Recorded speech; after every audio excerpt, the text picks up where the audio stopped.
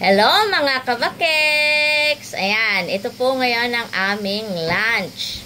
Ayan, meron kami ditong gohang, kanin na may nilagyan namin ng mga iba't ibang gulay at meron na ring lasa. May toyo, ayan. At meron kami ditong myoga. Myoga. Dito lang yan sa Japan, yung myoga. Nagluto rin ako dito ng tamago, ng egg, tapos hiniwa ko sa maliliit. Meron kami ditong kampachi, at meron kaming salmon. Yan. Ito ngayon ang aming lunch. Sarap yan. Kain tayo mga kabakeks.